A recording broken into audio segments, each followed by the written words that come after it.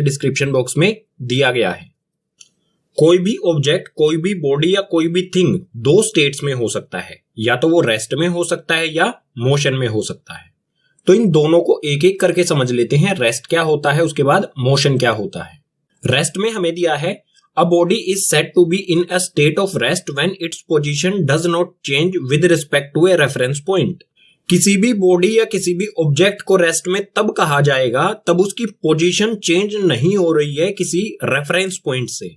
चलो एग्जांपल से समझ लेते हैं। यहां पर ये है शॉप, इसके पास में ये है स्कूटर। यहां पर रेफरेंस पॉइंट है शॉप और हमारा ऑब्जेक्ट है स्कूटर। तो आप यहां पर देख सकते हैं कि स्कूटर की पोजीशन में कोई चेंज नहीं आ रहा है, ना तो ये शॉप से दूर जा रहा है ना ही इसके पास में आ रहा है, बिल्कुल डिस्टेंस मेंटेन करके रखा है इसने। तो हम कह सकते हैं स्कूटर क्या है, रेस्ट की पोजीशन में है। अब है मोशन। चैप्टर का नाम भी मोशन है तो इसे अच्छी तरह से समझ लेते हैं। सो यहां पर हमें दिया है a body is said to be in motion when its position changes with respect to a reference point. कोई भी बॉडी या कोई भी ऑब्जेक्ट, उसको मोशन में तब कहा जाएगा जब वो अपनी पोजीशन में चेंज करता है किसी भी रेफरेंस पॉइंट से। इसको भी एग्जांपल से समझ लेते हैं। ये है रेफरेंस पॉइंट यानी कि शॉप और ये है स्कूटर। रेस्ट वाली कंडीशन में कोई भी पोजीशन चेंज नहीं हुई थी, लेकिन मोशन में क्या होगा, यहां पर आप देखिए स्कूटर की पोजीशन अभी ये है, कुछ सेकंड बाद स्कूटर यहां से यहां पहुंच गया। अगर हम रेफरेंस पॉइंट से कंपेयर करें तो पहले स्कूटर यहां पर था, अब स्कूटर यहां पर आ गया है, यानी कि इसने अपनी पोजीशन को चेंज कर लिया है। तो इस कंडीशन में हम कहेंगे स्कूटर क्या है, मोशन में है। जो भी हमारा ऑब्जेक्ट या फिर बॉडी है ये मोशन में है। अगर स्कूटर अपनी पोजीशन चेंज नहीं करता तो रेस्ट में, अगर स्कूटर अपनी पोजीशन चेंज कर लेता है तो मोशन में। मोशन के टोटल 3 टाइप्स होते हैं और वो कौन कौन से हैं, यहां पर तीनों दिए गए हैं। इसमें फर्स्ट है लीनियर मोशन। लीनियर मोशन बिल्कुल स्ट्रेट लाइन में होता है, जैसा यहां पर स्कूटर ने अपनी पोजीशन किस डायरेक्शन में चेंज की, बिल्कुल स्ट्रेट लाइन में। तो ये क्या था यहां पर, लीनियर मोशन। सेकंड है सर्कुलेटरी मोशन। सर्कुलेटरी मोशन में कोई भी ऑब्जेक्ट होगा वो सर्कुलर पाथ पर जब चलेगा उसको कहा जाएगा सर्कुलर मोशन। थर्ड है ऑसिलेटरी मोशन। ऑसिलेटरी मोशन में ऑब्जेक्ट अपनी मेन पोजीशन से आगे या फिर पीछे वाइब्रेट करेगा। कभी ये ऑब्जेक्ट इधर जाएगा फिर वापस इधर आएगा, जैसे पेंडुलम होता है ना, उसी की तरह मूव करेगा। क्लास 9th में हमें इन तीनों मोशन को नहीं पढ़ना है, हमें सिर्फ पढ़ना है लीनियर मोशन को, जो कि एक स्ट्रेट लाइन में होता है। रेस्ट और मोशन की स्टेट को समझने के बाद चैप्टर में कॉन्सेप्ट आता है फिजिकल क्वांटिटीज। जो हमारा चैप्टर है मोशन, इसमें हम मेनली फिजिकल क्वांटिटीज को ही स्टडी करेंगे, समझेंगे। कौन कौन सी फिजिकल क्वांटिटीज को पढ़ेंगे ये बताऊंगा मैं आपको नेक्स्ट पेज पर। उससे पहले ये समझ लेते हैं फिजिकल क्वांटिटीज क्या होती हैं। सो इसमें हमें दिया है it is a physical property of material that can be measured. किसी भी मटेरियल, किसी भी ऑब्जेक्ट या किसी भी बॉडी की ऐसी प्रॉपर्टी जिसे मेजर किया जा सके, यानी कि मापा जा सके। किसी भी चीज का ऐसा गुण जिसको मापा जा सके उसको कहेंगे हम फिजिकल क्वांटिटी। इसका बेस्ट एग्जांपल हो जाएगा आपकी हाइट। आपकी हाइट को मेजर किया जा सकता है ना, तो आपकी हाइट भी क्या है, एक फिजिकल क्वांटिटी है।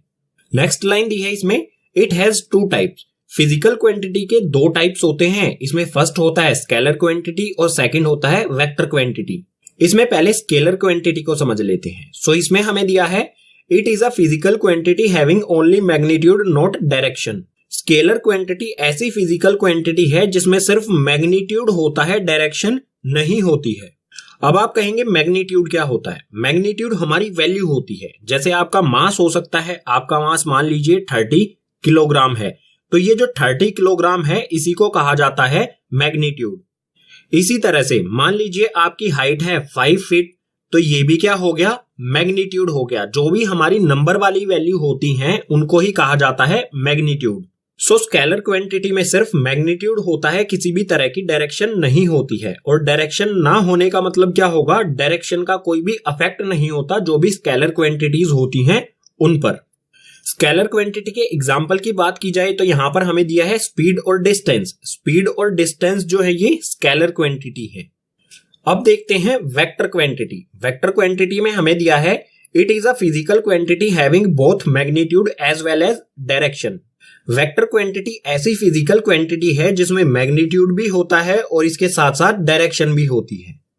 ये हमें मैग्नीट्यूड दिया है। अगर इस मैग्नीट्यूड के साथ डायरेक्शन लगा दी जाए, डायरेक्शन कैसे, ईस्ट डायरेक्शन, ईस्ट कोई डायरेक्शन होती है, तो हमें यहां पर दिया है 48 किलोमीटर ईस्ट, हमें यहां पर मैग्नीट्यूड भी दिया गया है और एक डायरेक्शन भी दी गई है। तो जहां पर मैग्नीट्यूड भी हो और डायरेक्शन भी हो तो ऐसी क्वांटिटी को कहा जाता है वेक्टर क्वांटिटी। अगर वेक्टर क्वांटिटी के एग्जांपल की बात की जाए तो यहां पर दिया है velocity, acceleration, displacement, movement, force, ये सभी क्या हैं, वेक्टर क्वांटिटीज हैं। फिजिक्स में हम स्टडी करते हैं फिजिकल क्वांटिटीज को, सो मोशन चैप्टर में भी हम फिजिकल क्वांटिटीज को स्टडी करेंगे। सो यहां पर दिया है फिजिकल क्वांटिटीज ऑफ मोशन। इस चैप्टर मोशन में जो भी फिजिकल क्वांटिटीज की स्टडी करेंगे वो यहाँ पर दी गई हैं। इसमें सबसे पहले है यहाँ पर डिस्टेंस, उसके बाद डिस्प्लेसमेंट, उसके बाद स्पीड, उसके बाद वेलोसिटी और उसके बाद एक्सेलरेशन। इन 5 फिजिकल क्वांटिटीज को पढ़ेंगे जिनके सामने राइट लगा है। इसके अलावा जानेंगे यूनिफॉर्म मोशन और नॉन यूनिफॉर्म मोशन क्या होता है, ग्राफ जानेंगे, जो भी हमारी फिजिकल क्वांटिटीज हैं इनके बीच में ग्राफ कैसे बनेगा, और मोस्ट इंपोर्टेंट है इस चैप्टर में equations of motion. So next page से स्टार्ट करते हैं डिस्टेंस से।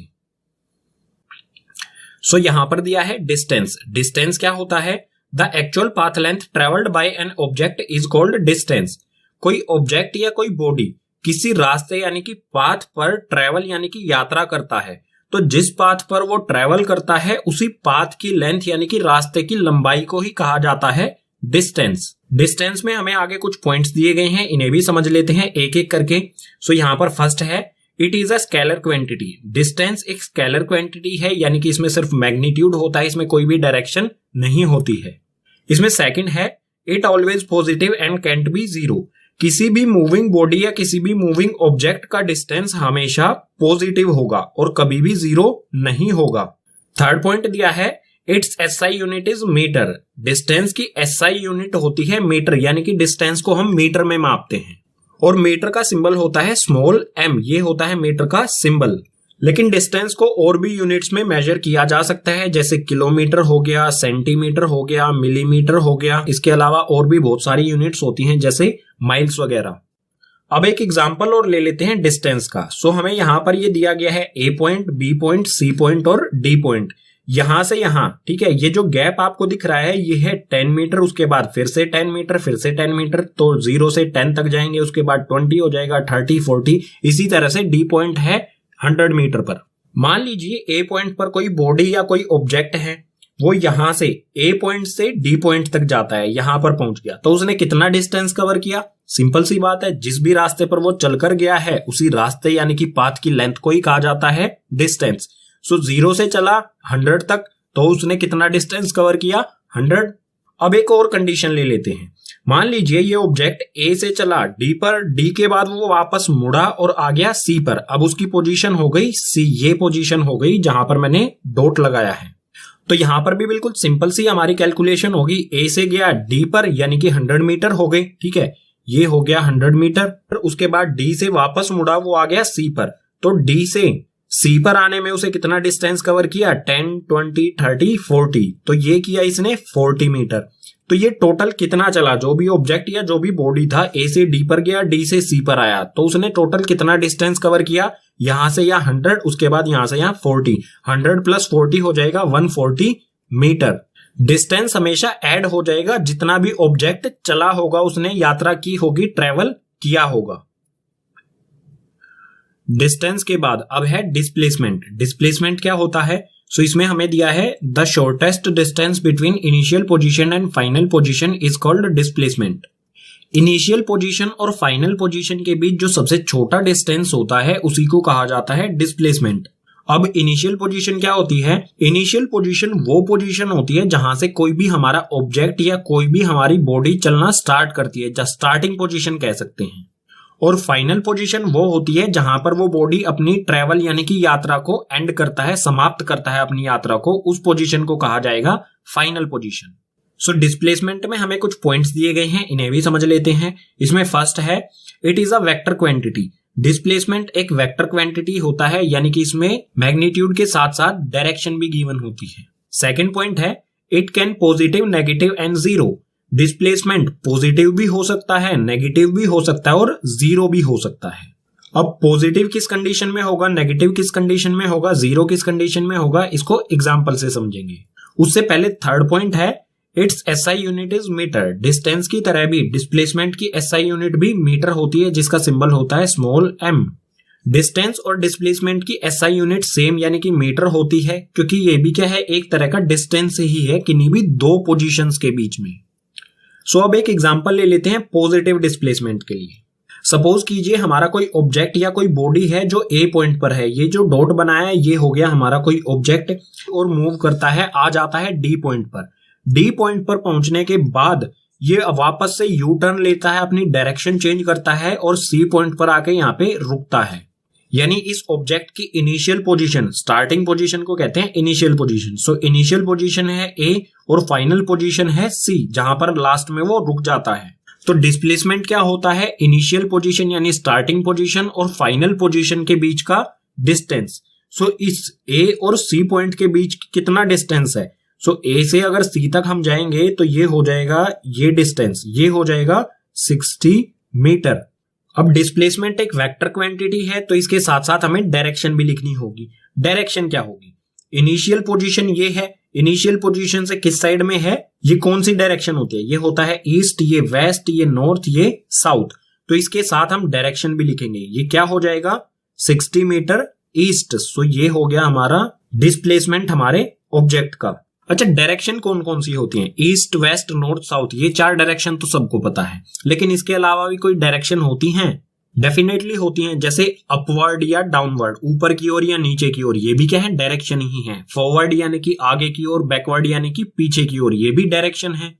तो सिर्फ 4 ही डायरेक्शन नहीं होती, इसके अलावा भी डायरेक्शंस होती हैं। हम यहाँ पर ईस्ट की जगह पर लिख सकते थे अपनी मेन पोजीशन, यानी कि इनिशियल पोजीशन से किस साइड में है, ये राइट साइड में। सो हम ये भी लिख सकते थे 60 मीटर राइट। राइट और लेफ्ट भी क्या होती हैं, डायरेक्शन लेते हैं। अब एक और एग्जांपल ले लेते हैं, जीरो डिस्प्लेसमेंट। डिस्प्लेसमेंट जीरो कब होगा, सपोज कीजिए कोई ऑब्जेक्ट हमारा ए से चला, ये ऑब्जेक्ट हमारा ए से चला, ये गया डी पर, डी से वापस यू टर्न लिया और वापस से आ गया अपने ए पॉइंट पर, इसी पॉइंट पर आकर रुक गया। तो इनिशियल पोजीशन यानी कि स्टार्टिंग पोजीशन क्या थी, ए पॉइंट। फाइनल पोजीशन जहां पर वो आकर रुका, फाइनल पोजीशन भी क्या हो गई, ए पॉइंट। जब इनिशियल पोजीशन और फाइनल पोजीशन सेम हो तो डिस्प्लेसमेंट जीरो होता है। इससे कोई फर्क नहीं पड़ता कि ये यहां से यहां घूम के आया है, लेकिन उसकी पोजीशन से फर्क पड़ता है। हमेशा हमें डिस्प्लेसमेंट को कैसे मेजर करना है, इनिशियल पोजीशन और फाइनल पोजीशन के बीच में एक स्ट्रेट लाइन बना देनी है, और उस स्ट्रेट लाइन की लेंथ को ही कहेंगे हम डिस्प्लेसमेंट। सपोज कर लीजिए ये हमारा कोई पॉइंट है, ये पॉइंट मान लीजिए एक्स। एक्स पॉइंट से हमारा कोई ऑब्जेक्ट इस रास्ते पर चला, ठीक है, ये चला इस रास्ते पर, ये आ गया यहां पर, यहां से चलना स्टार्ट किया, यानी इनिशियल पोजीशन, स्टार्टिंग पोजीशन हो गई एक्स। उसके बाद किसी भी रास्ते पर घूम के वो आया, इस वाई पोजीशन, वाई पॉइंट पर पहुंच गया, और फाइनल पोजीशन यहीं पर आकर रुक गया, तो फाइनल पोजीशन हो गई वाई।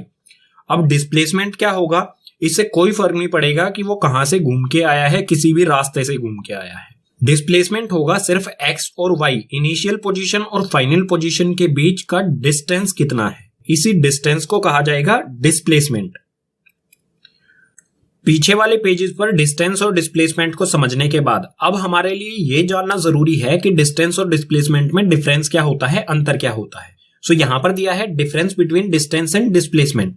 इस तरफ डिस्टेंस के बारे में दिया गया है, इस तरफ डिस्प्लेसमेंट के बारे में दिया गया है। सो डिस्टेंस में हमें फर्स्ट पॉइंट दिया है, it is actual path length travelled by an object. ये पीछे पढ़ चुके हैं कि ये असल में पाथ की लंबाई होती है जिस पर ऑब्जेक्ट ट्रेवल करता है, उसे कहा जाता है डिस्टेंस। और डिस्प्लेसमेंट क्या होता है, ये सबसे छोटा डिस्टेंस होता है इनिशियल पॉइंट या फिर कह सकते हैं इनिशियल पोजीशन और फाइनल पॉइंट यानी कि फाइनल पोजीशन के बीच।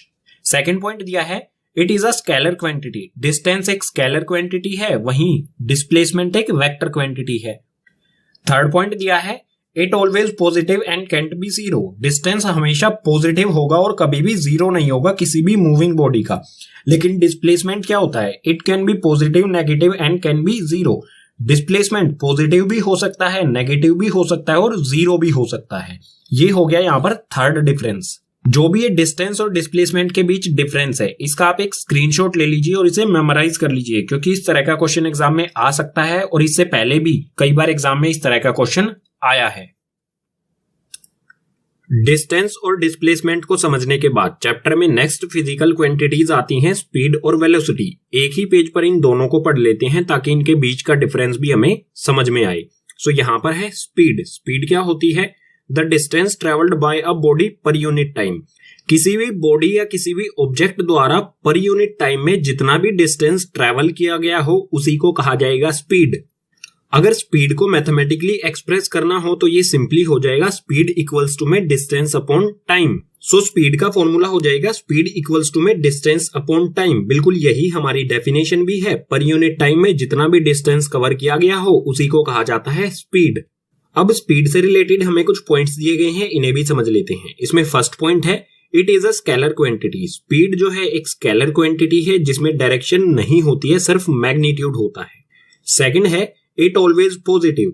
स्पीड हमेशा पॉजिटिव होगी, कभी भी नेगेटिव या जीरो नहीं हो सकती, क्योंकि स्पीड होती है डिस्टेंस अपॉन टाइम। डिस्टेंस कभी भी ना तो जीरो होता है ना ही नेगेटिव होता है, इसलिए स्पीड भी ना ही जीरो होगी और ना ही नेगेटिव होगी, हमेशा पॉजिटिव होती है। थर्ड पॉइंट दिया है इट्स एसआई यूनिट। स्पीड की एसआई यूनिट के बारे में बोला गया, तो एसआई यूनिट हम फाइंड करते हैं। फाइंड कैसे करेंगे? जो भी हमारा फॉर्मूला होता है, फॉर्मूला क्या है? Speed equals to distance upon time. So distance की एसआई यूनिट होती है मीटर, जो मैंने आपको पीछे वाले पेजेस पर बताया था जहां पर हम डिस्टेंस पढ़ रहे थे।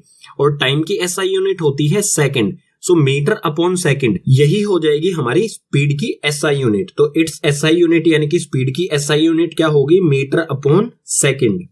स्पीड के सभी कॉन्सेप्ट्स पढ़ने के बाद अब देखते हैं वेलोसिटी। वेलोसिटी क्या होती है? The distance travelled by a body per unit time in a given direction.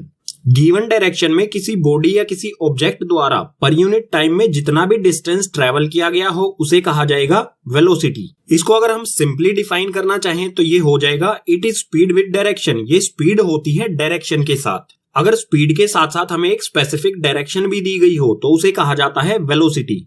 जिस तरह से हमने यहाँ पर स्पीड का फॉर्मूला बनाया है, मैथमेटिकली एक्सप्रेस किया है, बिल्कुल इसी तरह से हम वेलोसिटी को भी एक्सप्रेस कर सकते हैं। सो वेलोसिटी की मैथमेटिकल एक्सप्रेशन हो जाएगी velocity equals to displacement upon time. Velocity से रिलेटेड हमें कुछ पॉइंट्स भी दिए गए हैं, इन्हें भी समझ लेते हैं। इसमें फर्स्ट है it is vector quantity. Velocity एक वेक्टर क्वांटिटी होती है। क्यों? क्योंकि इसमें मैग्नीट्यूड के साथ साथ डायरेक्शन भी गिवन होती है। सेकंड है it can be positive, negative and zero. Velocity positive भी हो सकती है, नेगेटिव भी हो सकती है और जीरो भी हो सकती है। पॉजिटिव कब होगी? जब हमारा डिस्प्लेसमेंट पॉजिटिव होगा। नेगेटिव कब होगी? जब हमारा डिस्प्लेसमेंट नेगेटिव होगा। और जीरो कब होगी? जब हमारा डिस्प्लेसमेंट जीरो होगा। अब बात आती है वेलोसिटी की एसआई यूनिट की। एसआई यूनिट क्या होगी? इसी फॉर्मूले से फाइंड करते हैं। डिस्प्लेसमेंट की एसआई यूनिट मैंने बताया था मीटर होती है और टाइम की होती है सेकंड। सो वेलोसिटी की एसआई यूनिट आ गई मीटर अपॉन सेकंड, और यही एसआई यूनिट हमारी स्पीड की भी है। दोनों की एसआई यूनिट, स्पीड और वेलोसिटी दोनों की एसआई यूनिट होती है मीटर बाय सेकंड। स्पीड और वेलोसिटी दोनों को समझने के बाद बात आती है डिफरेंस की। डिफरेंस आप यहाँ पर साफ साफ देख सकते हैं। स्पीड क्या होती है? डिस्टेंस पर यूनिट टाइम, और ये वेलोसिटी क्या होती है? Displacement per unit time. Speed scalar होती है और वेलोसिटी वेक्टर क्वांटिटी होती है। ये हमेशा पॉजिटिव होती है, ये पॉजिटिव, नेगेटिव या जीरो भी हो सकती है। तो ये डिफरेंस भी हो गए और हमारे कॉन्सेप्ट भी क्लियर हो गए। अब है स्पीड और वेलोसिटी से ही रिलेटेड एवरेज स्पीड और एवरेज वेलोसिटी। इन दोनों के फॉर्मूलों को समझ लेते हैं क्योंकि एग्जाम में इन्हीं से रिलेटेड काफी न्यूमेरिकल्स आते हैं। सो एवरेज स्पीड का फॉर्मूला होता है एवरेज स्पीड इक्वल्स टू में total distance upon total time. अगर हमें 2 या 2 से ज्यादा स्पीड दी गई है और हमसे पूछा जा रहा है कि एवरेज स्पीड क्या होगी, तो हमें सबसे पहले फाइंड करना होगा टोटल डिस्टेंस, और टोटल डिस्टेंस को टोटल टाइम से डिवाइड करने पर आ जाएगी हमारी एवरेज स्पीड। इसी तरह से 2 या 2 से ज्यादा वेलोसिटी दी गई है हमें और हमसे बोला जाए एवरेज वेलोसिटी फाइंड करो, तो इसका भी सिंपल सा फॉर्मूला हो जाएगा एवरेज वेलोसिटी इक्वल्स टू में initial velocity plus final velocity divide by 2। जो भी हमारी इनिशियल यानी कि स्टार्टिंग वाली वेलोसिटी है और जो भी हमारी फाइनल यानी कि एंड वाली वेलोसिटी है, इन दोनों को ऐड करके 2 से अगर डिवाइड कर देंगे तो आ जाएगी एवरेज वेलोसिटी। सो ये दोनों फॉर्मूले हो गए एवरेज स्पीड और एवरेज वेलोसिटी के। अब इन दोनों फॉर्मूलों का यूज हमें किस तरह से करना है, तो उसके लिए देखनी होगी आपको इस चैप्टर की पार्ट 2 वाली वीडियो, जिसमें कुछ इंपॉर्टेंट क्वेश्चन किए जाएंगे और साथ ही जो भी एनसीईआरटी में न्यूमेरिकल्स हैं उन सभी न्यूमेरिकल्स को सोल्व भी किया जाएगा। तो इन दोनों फॉर्मूलों का किस तरह से यूज करना है उसके लिए लिंक दिया गया है पार्ट 2 का। डिस्टेंस, डिस्प्लेसमेंट, स्पीड और वेलोसिटी को समझने के बाद चैप्टर में नेक्स्ट कॉन्सेप्ट आता है टाइप्स ऑफ मोशन। जो भी मोशन है उसके टाइप्स। सो मोशन के टोटल 2 टाइप्स होते हैं। उसमें फर्स्ट होता है यूनिफॉर्म मोशन और सेकंड होता है नॉन यूनिफॉर्म मोशन। इस पेज पर समझ लेते हैं यूनिफॉर्म मोशन क्या होता है। सो यूनिफॉर्म मोशन में हमें दिया है when a body travels equal distance in equal interval of time then the motion is said to be uniform motion। अगर कोई बॉडी या कोई object equal interval of time यानी कि इक्वल टाइम में इक्वल डिस्टेंस कवर करे तो ऐसे मोशन को कहा जाएगा यूनिफॉर्म मोशन। एग्जांपल से समझ लेते हैं। सो यहाँ पर नीचे की तरफ हमें दिया गया है टाइम। सुबह का टाइम है 9 AM, 10 AM, 11 AM और 12 AM। और ऊपर की ओर हमें यहाँ पर दिया गया है डिस्टेंस। सो ये 0 किलोमीटर, ये 100 किलोमीटर, ये 200 और ये 300 किलोमीटर। सपोज कीजिए ये ट्रक अपनी मेन पोजीशन यानी कि 0 किलोमीटर से 9 बजे चलना स्टार्ट करता है। जब इसने चलना स्टार्ट किया तो उसके 1 घंटे बाद यानी कि 10 बजे इसने डिस्टेंस कवर कितना कर लिया, ये आ गया यहाँ पर। सो 0 से चला था 100 पर पहुंच गया 1 घंटे में, तो डिस्टेंस कवर किया इसने 100 किलोमीटर। बिल्कुल इसी तरह से 10 बजे यहां पहुंचा, फिर 1 घंटे बाद यानी कि 11 बजे ये पहुंच जाता है यहां पर। पहले 1 घंटे में इसने डिस्टेंस कवर किया था 100 किलोमीटर। अगले 1 घंटे में भी इसने क्या किया, अगर 100 से चला 200 पर पहुंचा यानी कि फिर से क्या किया, 100 किलोमीटर डिस्टेंस कवर किया। और वो भी सेम इंटरवल ऑफ टाइम में। यहां पर भी 1 आवर था, यहां पर भी 1 आवर यानी कि 1 घंटा। इसके बाद 200 से चल के ये पहुंच जाता है 300 किलोमीटर पर और यहां पर पहुंचता है 12 बजे। तो यहां पर भी 1 आवर का टाइम इसने कंज्यूम किया और टोटल डिस्टेंस कितना ट्रेवल किया, यहां पर भी 200 से लेके 300 यानी कि 100 किलोमीटर। तो आप देख सकते हैं पहले वाले आवर में ये 100 किलोमीटर चला, नेक्स्ट वाले आवर में ये 100 किलोमीटर चला, उससे अगले आवर में भी ये कितना चला, 100 किलोमीटर। यानी कि इक्वल इंटरवल ऑफ टाइम में ये इक्वल डिस्टेंस कवर कर रहा है। तो इस तरह के मोशन को कहा जाता है यूनिफॉर्म मोशन। अब अगर यूनिफॉर्म मोशन को ग्राफिकली शो करना हो तो वो किस तरह से किया जाएगा। सो सपोज कीजिए ये ग्राफ है, ये हमारी एक्स एक्सिस जिस पर हमने लिया है टाइम और ये वाई एक्सिस जो है डिस्टेंस। तो अगर यूनिफॉर्म मोशन का ग्राफ बनाया जाए तो वो बिल्कुल एक स्ट्रेट लाइन में जाएगा। बिल्कुल स्ट्रेट लाइन अगर हो तो इस तरह के मोशन को कहा जाता है यूनिफॉर्म मोशन।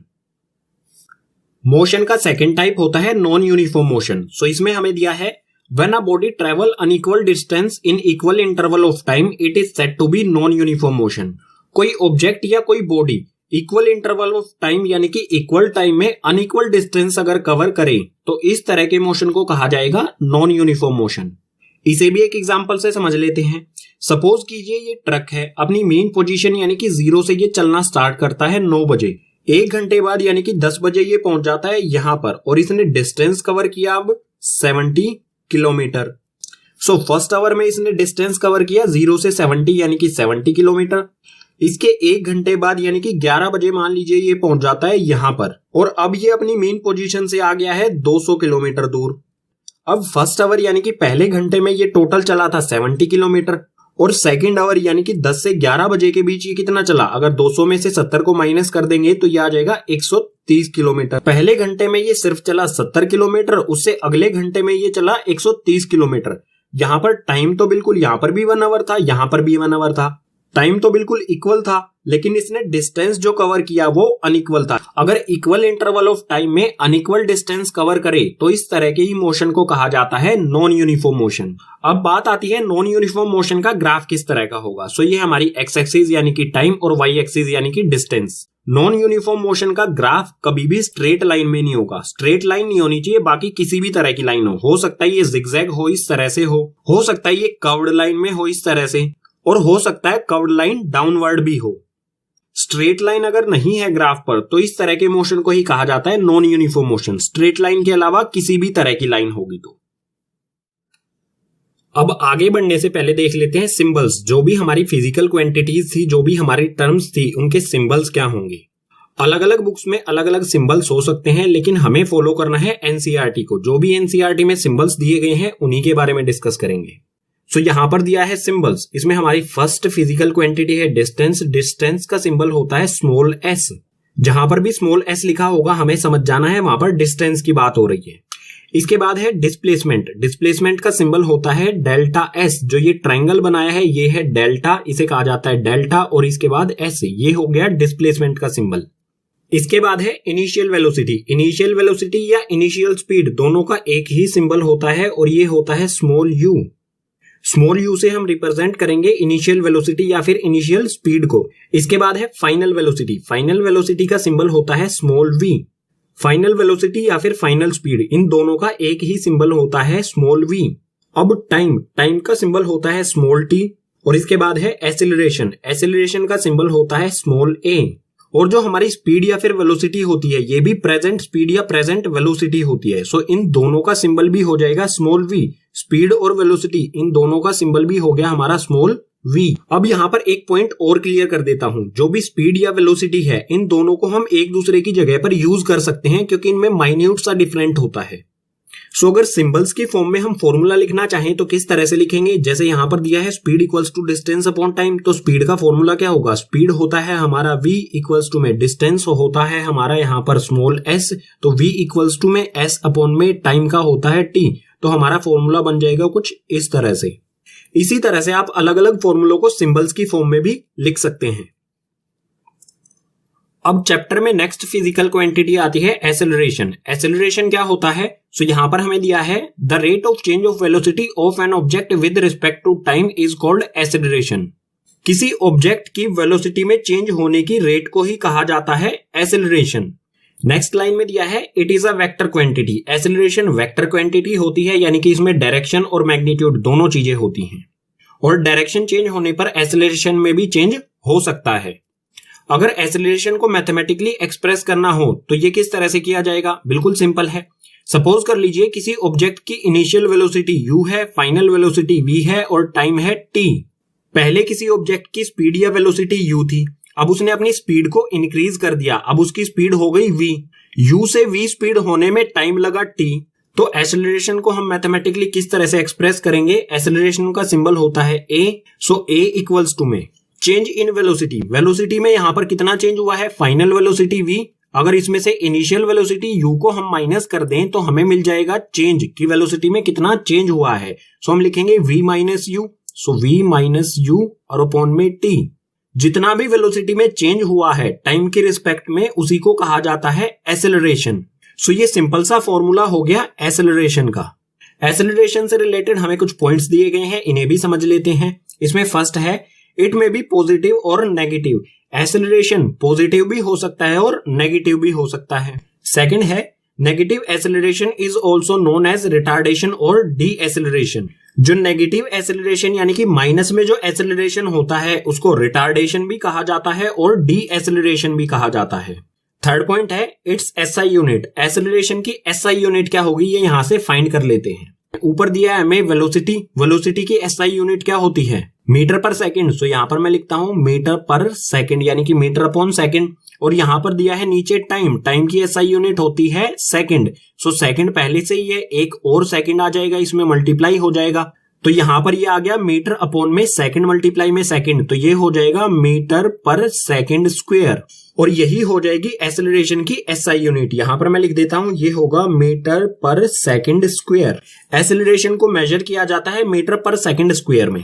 अब नेक्स्ट पेज पर पॉजिटिव एसेलरेशन और नेगेटिव एसेलरेशन का एक एग्जांपल ले लेते हैं। किन कंडीशन में पॉजिटिव एसेलरेशन होगा और किन कंडीशन में नेगेटिव एसेलरेशन होगा। ओके, अब पॉजिटिव एसेलरेशन कब होगा? When initial velocity lower than final velocity. Initial velocity हमारी कम हो और फाइनल वेलोसिटी ज्यादा हो तो एसेलरेशन होगा पॉजिटिव। यानी कि हमारी स्पीड या वेलोसिटी अगर इंक्रीज हो रही है तो वो होगा पॉजिटिव एसेलरेशन। एक सिंपल सा यहां पर एग्जांपल ले लिया है। u यानी कि इनिशियल वेलोसिटी है 20 मीटर पर सेकंड, v यानी कि फाइनल वेलोसिटी है 50 मीटर पर सेकंड और टाइम लिया है इस वेलोसिटी चेंज होने में 5 सेकंड्स। इनिशियल वेलोसिटी कम है, फाइनल वेलोसिटी ज्यादा है, तो इस कंडीशन में एसेलरेशन होगा पॉजिटिव। एसेलरेशन का फॉर्मूला क्या होता है?